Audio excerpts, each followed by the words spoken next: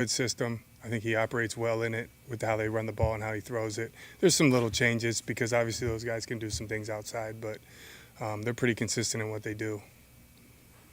One of your starting safeties is 24, and the other is 22 years old.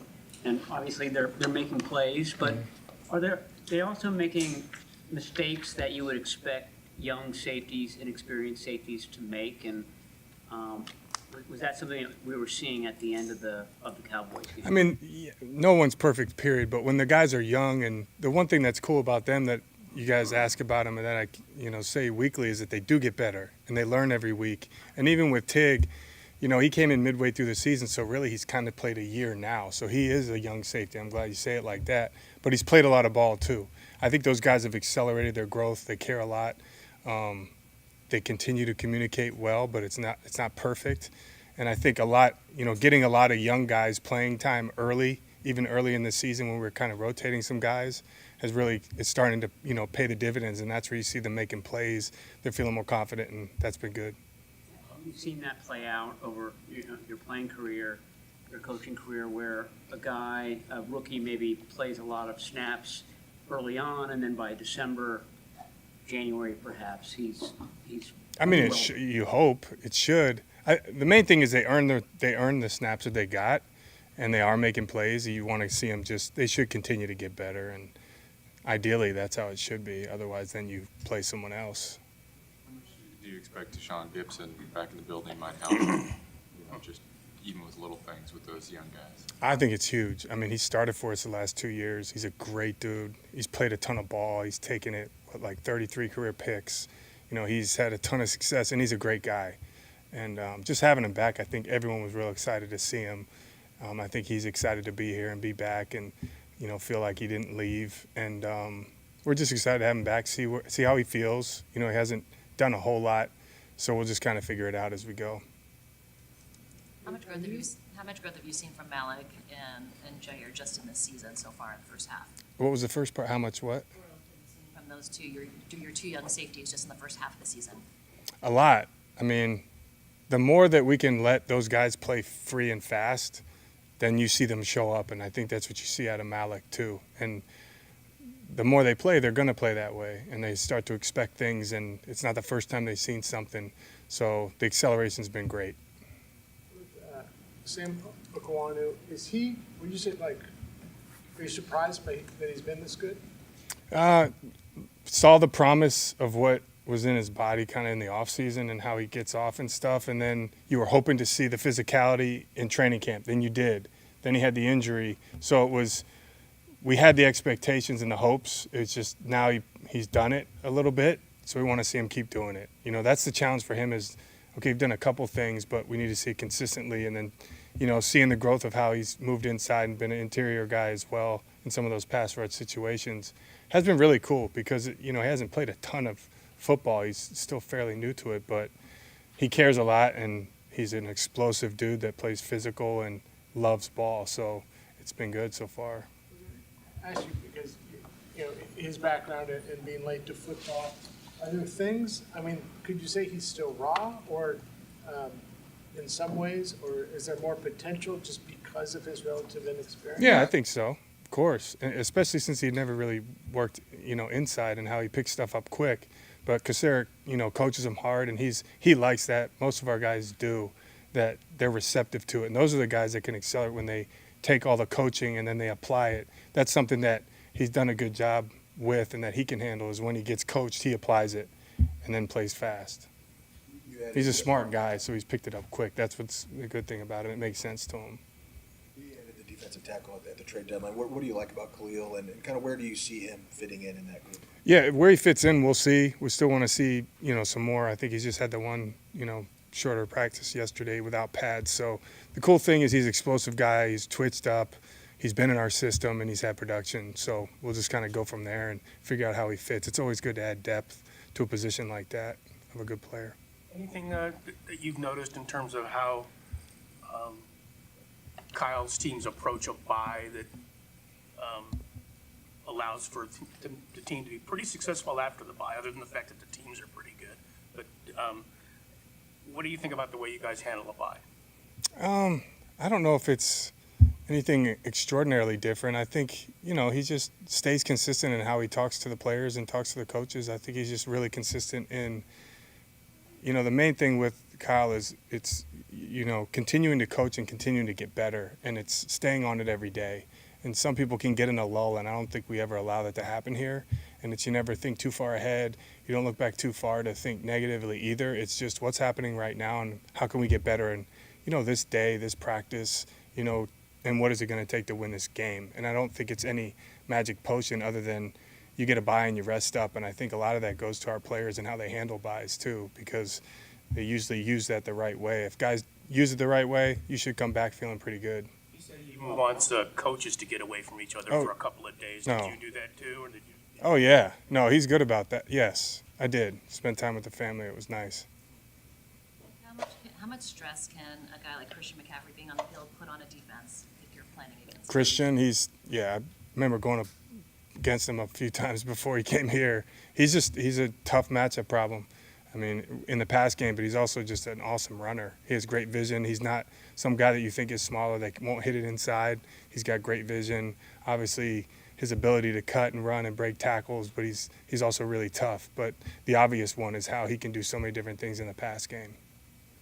They have 3 backs that are all pretty good. Yeah. Are there any trends in how they utilize the 3 of them? I think for them, they're all so versatile, and I just love the mindset of how they play. And I think a lot of it kind of matriculates off of how tough and competitive Baker is. And, I think that just permeates through the whole team, just a competitive group. Those guys all run with energy. They can cut it anywhere. They play tough, even though they're not huge guys. I think they will play big, in the finish, whether it's breaking tackles or dipping the shoulder when they need to, which is kind of like how Baker plays. If it's 3rd down or something, he will dip a shoulder on you. And I think that's the cool thing that we respect about this team is they're just competitive, tough guys. Like regardless of, the noise of the 2 really good receivers they don't have, it's a competitive group, and you saw it last week, and you continue to see it. All right, thanks, guys. Thanks. Questions right here. I'll have Brock right after Foerster, so there shouldn't be a gap.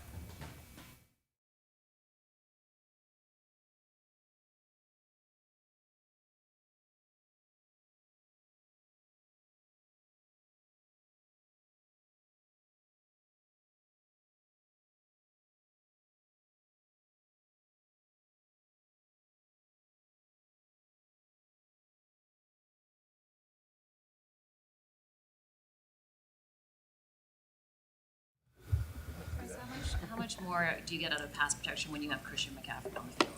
How much more Pass protection do you get? Like, pass protection help, or like how good does he do? I think all the guys do a really good job. I'd put him in the category. Christian's always done a good job with protection, but I think the other guys do a good job as well. So I don't think there's much of an uptick. Everything's an uptick with Christian. I'm not going to joke, right? Everything gets a little bit better with him, obviously. But I wouldn't say it's that big a difference.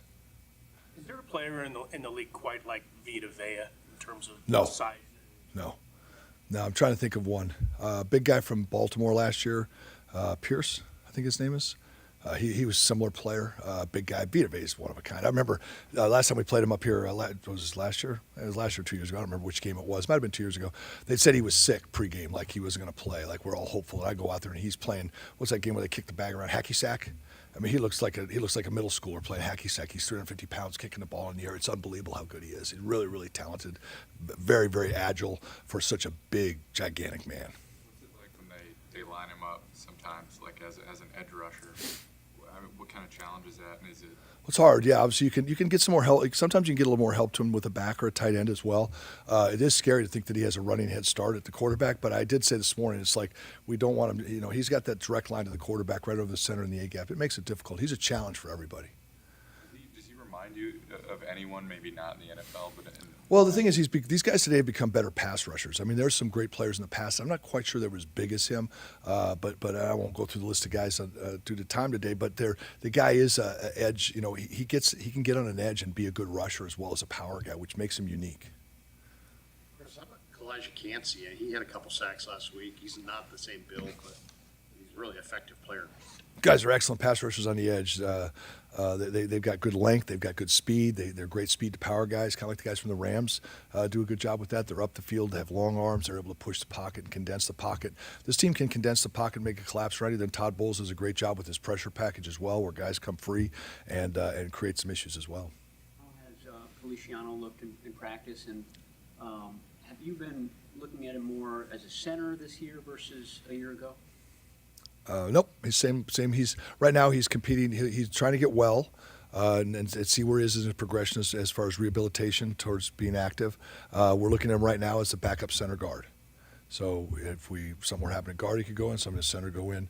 Definitely not looking at him at this point in a starting capacity. He's in a backup capacity at this time for as well as the guys that are playing in the interior three at this point. But yet we're great to have John because we have a true starter in a backup role. Nick Sorensen, who's been playing that role as a backup center, and then Spencer being the backup third guard. I think we feel like we have a guy that's started and played more football at both positions, and it's great to have as a backup. I know it was a little before you got here, but 2018, Jarek McKinnon had signed here and Yep. got hurt right before the season. Kyle had said at the time, like, really kind of blew up all of our plans of what we did the whole season. Has there been a similar thing with Christian this year where it's made it difficult to kind of just readapt your offense because you don't have as many variables with what you can do with him?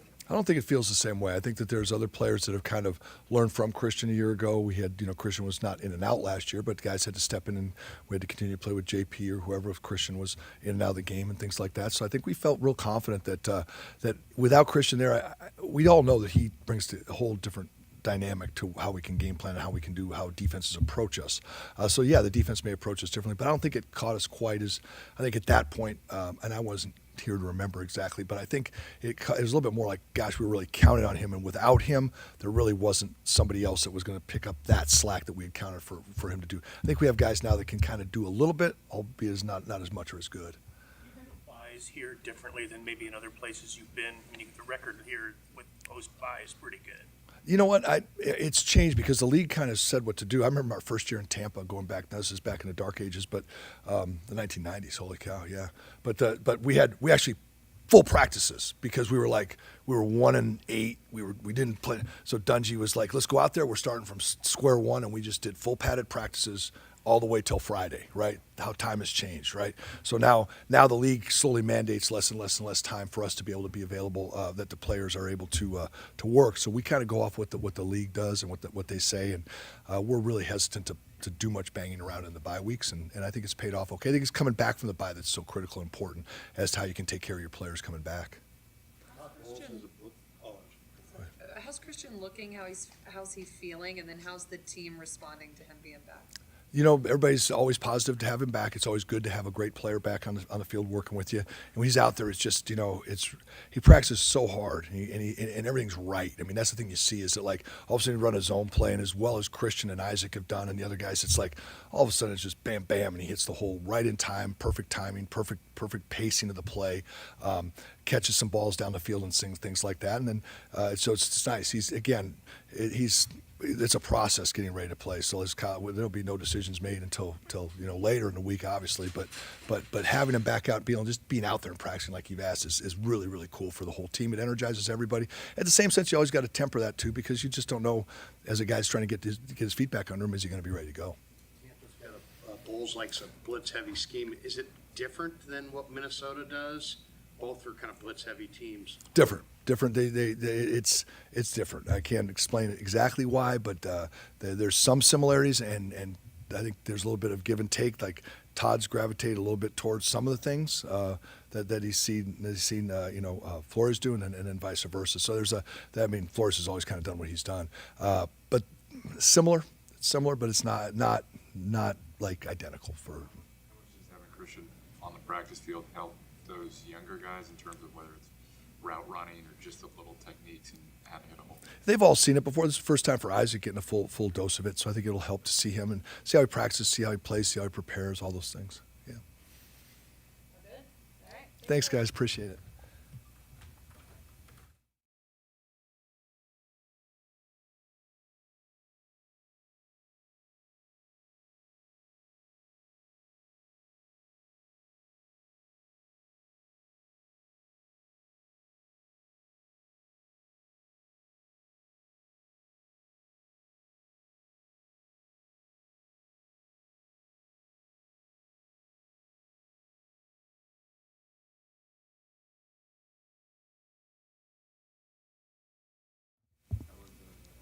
bye week. Trip with George. Yeah, we flew out to Jackson Hole, Wyoming, and got away and golfed, and but yeah, it was really nice to go out there and breathe. What's it been like just having Christian back on the field this week? Yeah, it's been awesome, man. Just what he brings to the table, and really just firing everybody else up around. You know, all of us coming off the bye week and feeling good and fresh, and then you get 2-3 next to you in the backfield. It's been awesome. Looks great, moving around, and he's trending in the right direction. So we're excited to see what happens. You played together a lot, but do you need a little extra time just in terms of some of the pass game stuff, getting back on the same page, getting timing? Do you do any of that this week? Yeah, just in the pass game with, you know, we do a lot of stuff where, you know, he makes a decision based off a defender, and then, you know, just being on the same page and that kind of stuff. So it's, you know, syncing back up into that kind of world. But obviously he's really smart, and it's been a pretty good transition so far. How has this been preparing to face the Buccaneers? How's it different than 2 years ago when you were going through that process for the first time against this defense? Yeah, I mean, you know, 2 years ago was more of, you know, I got to prove to my teammates and everybody that, you know, I can step in and do the role really well as a quarterback for this team and compete in that regard. Now it's like, all right, we're, you know, going into year 3, and we all know what I've been able to do and what I can do for this team. And so now it's, you know, where we're at. We're 4-4 coming off the bye, and it's how can I continue to elevate my game and play at the standard that we need to be successful right now. And so that's the mindset. It's a little different. Obviously, I was trying to prove and make a statement 2 years ago, but playing this defense now, man, personnel's a little different, but the scheme is there. And, you know, they're a good team overall. So that's the mindset going into this week. You've been through it a couple of times. I'm curious why you think the bye almost seems like it's a starting gun for you guys to really get going. Yeah, I mean, it's nice that, you know, we had a bye and get guys healthy, and you get everybody back together, and it's like, all right, we know how important the second half of the season is, and it's all about one game at a time and you know, stacking up wins and everything. So we've obviously known that from the last couple of years, but every year is different. That doesn't mean it's going to be guaranteed this year that we're going to go and do the things that we did the last couple of years. We got to put our heads back down and just go to work one day at a time and chip away at it. So. What stands out to you about Todd Bowles' defense when you watch him? I think just the pressures and all the variations of, you know, coverages they do with guys blitzing and stuff. He does a really good job with that. He always has. Guys play together and they're gritty. You don't see anyone on the tape that gives up or anything like that. Like against the Chiefs this last game, man, they brought it all the way into overtime. They played as a team really well, and so his defense is going to bring it, and we just got to be on top of our stuff and play our standard and compete for 4 quarters. Christian change Against a team that blitzes as much as they do, having Christian as the outlet, how does that maybe sort of change how you can attack the blitz? Yeah, I mean, I think it's always nice knowing, you know, you have Christian, obviously for checkdowns and stuff as a running back, and then they have to account for him for sure and can open up other guys in the pass game. But more than anything, we have really good playmakers across the board, and we're going to try to get the ball into all our guys' hands at the right, you know, time and the right situation. And so it's always nice, though, knowing that I can go through my read and come back down to Christian. But at the same time, they blitz and stuff, so we're going to have him in pass protection and our other running backs stepping up and doing their job as well. So, but that's the name of the game, man. They're going to pressure and try to get you off guard and off schedule, and we just got to be on top of our assignments. So. You mentioned throwing a lot of man coverage at you, especially without Christian. How much do you think he maybe affects how teams prepare in that way? Yeah, I mean, I think, you know, years past, there's usually been defensive schemes where they usually have to double Christian, have a guy play outside and a guy playing inside leverage and just double him. And that's been, you know, it's obviously tough because you want to get him the ball, but then you hit other guys like George and Debo and BA and JJ. So that's been a thing, but at the same time, you never know. Going into each week, it can be different and stuff. So, but that is the blessing of having really good players across the board and a guy like Christian in the backfield. So. More like an imposing guy to look across the line at it is Vita Vea when you're taking a snap from center. Yeah, you know, he's definitely a guy that you got to know where he's at every play, every snap.